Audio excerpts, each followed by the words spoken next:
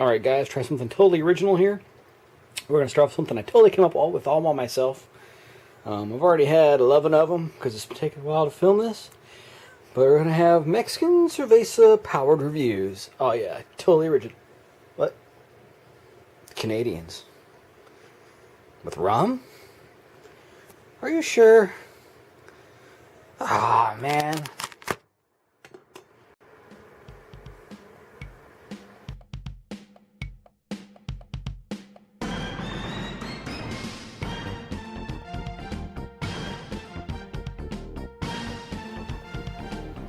By the power of Mattel, I have the Hordak! Lightning effects.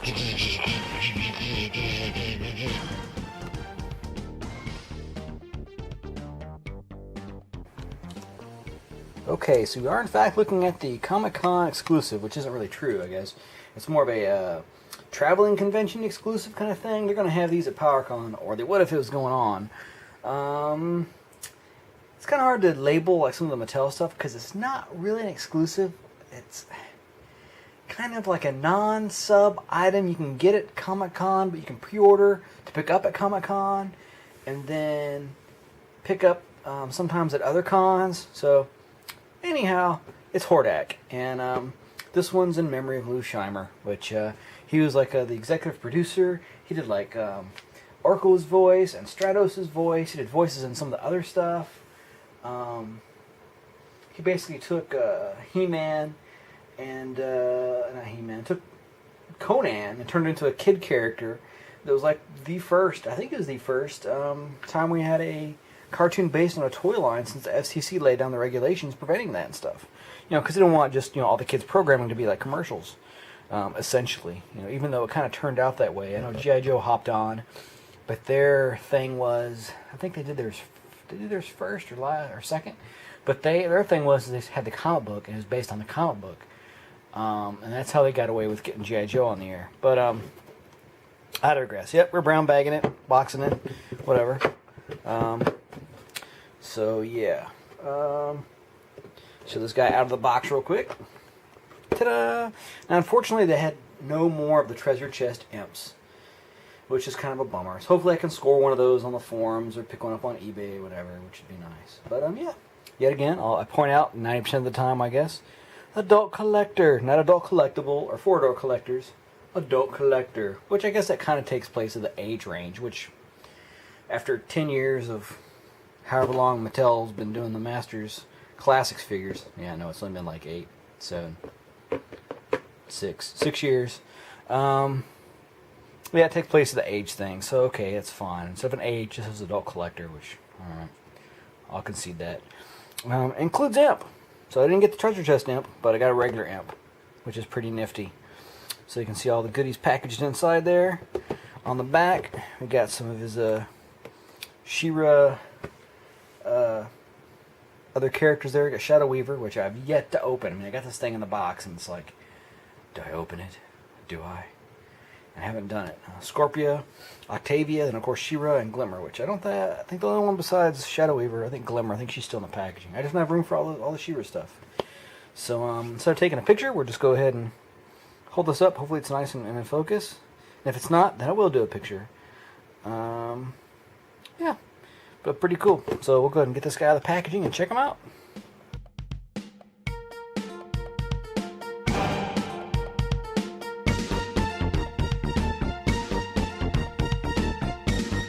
Out of the package. All his accessories right there. Got his little imp, little piggy looking imp there. Pretty cool. It does have a head swivel, I guess. And his arms do go up and down, which is pretty neat. Cool little guy, little flexible plastic there. So that's pretty cool. Has his interchangeable arm, and he does come with 2 armbands, which is cool. So for the customizer guys that, they can always pop the armbands off and use those. I'm always seeing them on the forums and stuff like, oh, anybody have any Hordak armbands? So you get 2. So, does Hordak really need armbands? He's got a big thing on his chest, and he is Hordak, so, And then he's got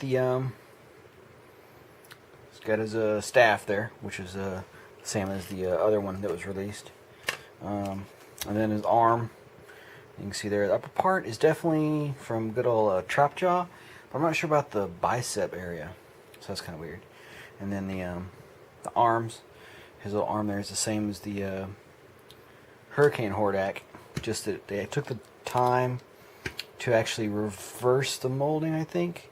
Yeah, they took it and reversed the molding, so it's exactly opposite of this one. It's a mirror image of that one, with the exception being the socket is a different size.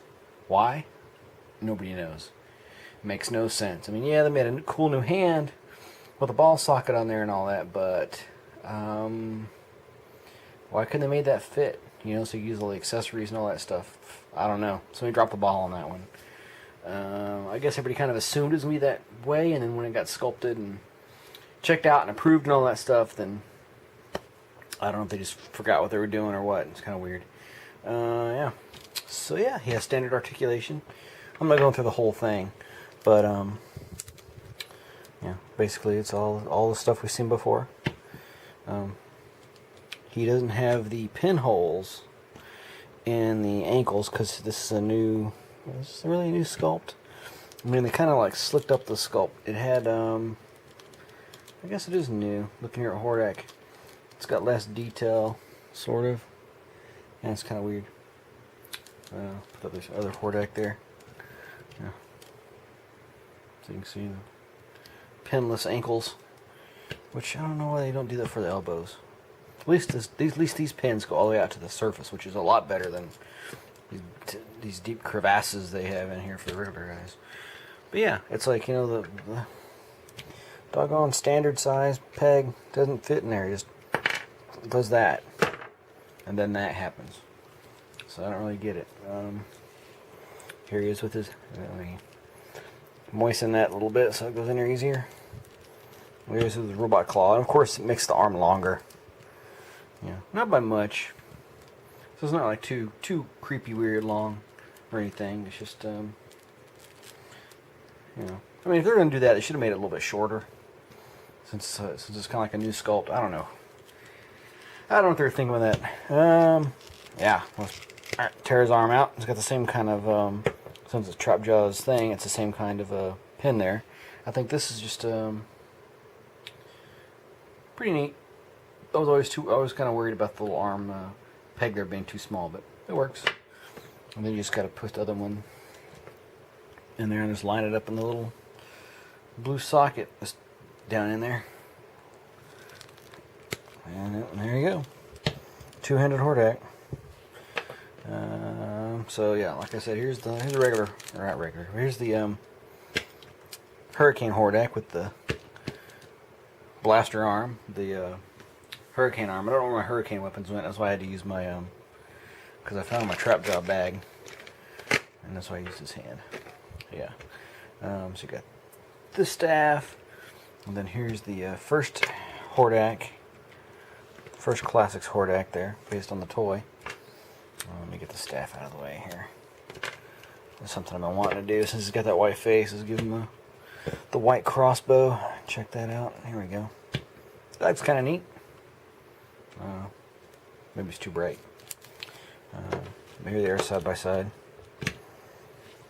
So, pretty cool.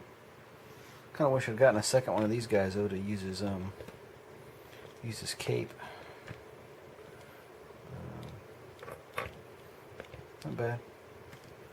And then just to show the staffs off, this has like a lot of. I mean, it's got red wings like the other one. It's like a darker gray with a metallic kind of a wash on it, I guess.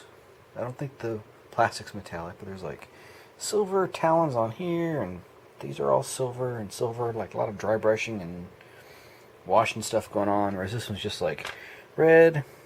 And instead of metallic, there's metallic on all the little I don't know, veins or whatever.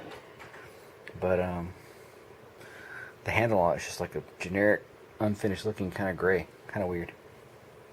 So there you go. There's Hordak, Filmation version.